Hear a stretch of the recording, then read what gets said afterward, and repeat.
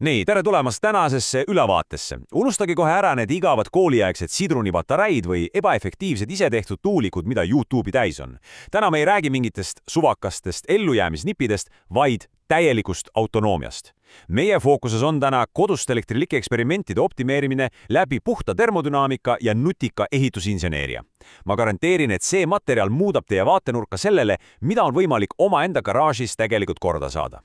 Mõelge korraks sellele, kas on üldse reaalne, et mingi detsentraliseeritud ja pealtnäha lihtne süsteem, mille te panete kokku kuskil oma tagahoovis, suudaks tegelikult üle kavaldada kalli ja tsentraliseeritud infrastruktuuri? Miks me üldse peaksime sellele mõtlema? Tsentraalsed võrgud on haavatavad, elektrihinnad teevad trikke ja sõltuvus suurtest korporatsioonidest on ausalt öeldes hirmutav. Meie tänane allikamaterjal väidab aga väga kindlalt, et vastus on jah, ja kõik see taandub puhtalt optimeeritud füüsikale, mida igaüks saab kodus rakendada. Allikad kutsuvad seda põnevat kontseptio kaeviku tehnoloogiaks või siis kõrge jõudlusega algtehnoloogiaks. Kõlab lahedalt, eks? Vaatame, mis see täpselt on. Selle kõige tuumaks on tehnoloogiline suveräänsus. Idee on selles, et tõeline energiasõltumatus ei tähenda, et te peate ostma 100 000 maksvat laborivarustust. Ei, tõeline jõud peitub hoopis füüsika põhitõdede meistritasemel mõistmises. Te ei vaja töötamiseks mingeid haruldaid muldmetalle või kuskilt kaugelt kaevandatud liitiumi. Te saate kasutada täiesti tavalisi igapäevaseid materjale ja rakendada õigeid printsiipe. Vot see ongi koduste eksperimentide absoluutne tipptasend. Ja et see imeline autonoomia saavutada, alustame süsteemi absoluutsest südamest ehk tärmilisest tuumast. Uurime lähemalt soolapatereil. On tegelikult täiesti geniaalne, miks just sool on tuuma jaoks valitud.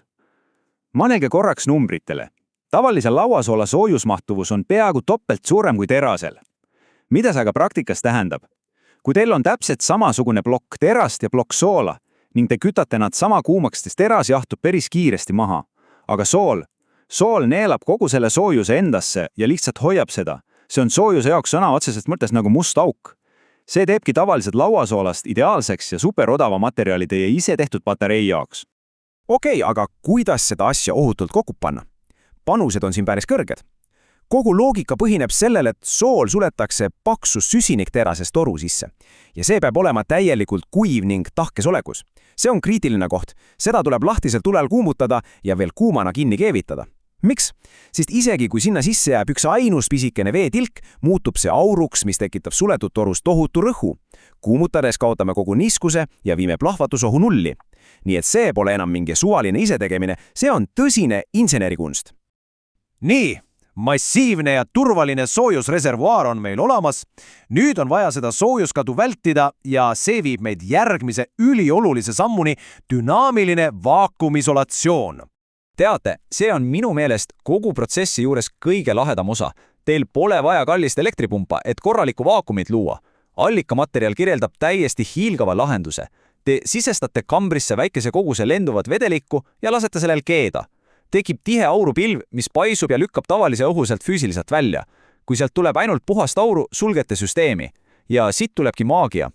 Kui kamber hakkab jahtuma, kondenseerub kogu see aurupilv tagasi üheks pisikeseks vedelikutilgaks. Ja mis jääb järele? Sügav ja täiuslik vaakum teie terasatuuma ja välimise klaasi vahel, soojus on efektiivselt lõksus. Kui nüüd on aeg seda soojust kasutama hakata, soovitavad allikad tungivalt vältida otseühendusi tahkete metallidega.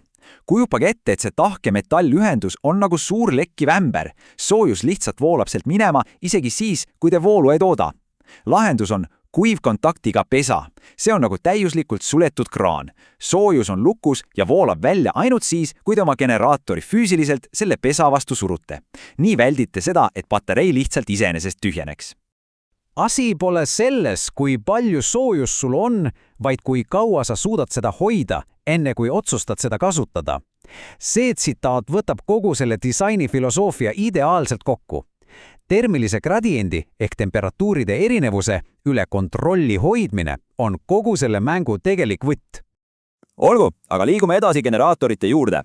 Kuidas me sellest soojusest reaalset elektrit saame? Uurime koduseid termoelektrilisi lahendusi. See kõik tugineb millelegi, mida nimetatakse Seebecki efektiks. Lihtsalt öeldes, loodus vihkab tasakaalutust. Te võtate spetsiaalse plaadi, mis on peltiiri element, ja teete selle ühe külje kuumaks ning teise külje külmaks. Kuuma poole energia üritab siis meeleheitlikult jõuda külmale poolele, et tasakaalu leida. Plaat lihtsalt püüab selle tormava soojuse kinni ja muudab otseseks elektrivooluks. Nii geniaalselt lihtne ongi. Aga kuidas me saame neid tüüpilisi interneti tee seda ise projekte veelgi enam optimeerida?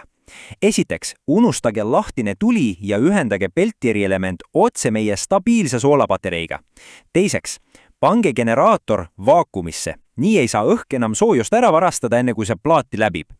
Ja kolmandaks, mis on eriti nutikas lüke, asendage need elektrit söövad ja larmakad ventilaatorid faasimuutusega vesijahutusega. Las vesi aurustub külmal poolel vaikselt, viis tohutu hulka soojust eemale ja hoides selle poole külmana, ilma ainsatki vatti elektrit raiskamata. Ja nüüd viib allikmaterjal need samad põhimõtted täiesti uuele skaalale.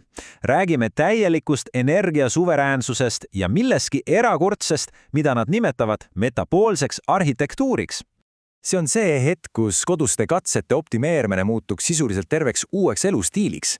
Kujutage ette, et kasutate suuri vaakumis sepistatud bimetalltekke tavalise maja isolatsiooni asemel. Teie enda maja seinad ja uksed muutuvad massiivseks generaatoriteks. Kuna Seebeki efekt töötab temperatuuride erinevusel, tähendab see, et kui teie kodu on soe ja väljas mõllab lumetorm, on temperatuuride vahe seina kahe poole vahel tohutu. Paradoksaalsel kombel toodab teie maja tegelikult seda rohkem tasuta elektrit, mida hullem on ilm väljas. Kujutate ette, te pöörate halba ilma otseselt enda kasuks. Aga tegelikult ei pea isegi oma seinu lammutama, et alustada. Saate juba praegu olemasolevat heitsoojust ümber suunata. Võtame näiteks teie külmkapi. Selle tagumine mootor on ju kogu aeg sooveks. Kui panete termoelektrilise elemendi selle kuuma mootori ja külmkapi isoleeritud korpuse vahele, toodate vaikselt 24/7 tasuta elektrit soojusest, mis muidu lihtsalt teie kööki küttaks. See on super nutikas entroopia taaskasutus. Generaatori jahutamisest rääkides juhivan allikat tähelepanu veel ühele absurdsele asjale, miks me ostame kalleid ja purunevaid alumiiniumventilaatoreid. Mõelge sellele. Me kasutame elektrit, et toota elektrit. See pole ju loogiline. Selle asemel vaadake lihtsalt alla. Maa litosfäär teie jalgi all on lõpmatu, igavene ja täiesti vaikne jahutusraadiator, mis ei maksa sentigi ega vaja mitte mingit hooldust. Jälle üks fantastiline optimeerimisakt. Ja see toob meid peamise järelduseni. Kaubanduslikud päikesepaneelid saavutavad heal juhul 20% efektiivsuse ja sõltuvad tujukast ilmastikust, aga relvastatuna odavate igapäevaste materjalide ja geniaalse detsentraliseeritud termodünaamikale on teil potentsiaal panna lausa 100% oma kodupindalast lakkamatult energiat tootma. Nüüd, kus te mõistate termopatareide, vaakumi ja temperatuurigradientide tõelist jõudu, teate, et teie pea tingimata ainult tsentraalsest elektrivõrgust sõltuma. Teil on teadmised, et optimeerida energiat täiesti iseseisvalt. Niisiis ma küsin teilt, millise osa oma elukeskkonnast hakkate teie esimesena optimeerima, et saavutada täielik energiasõltumatus? Mõelge selle peale. Kohtumiseni järgmises ülevaates.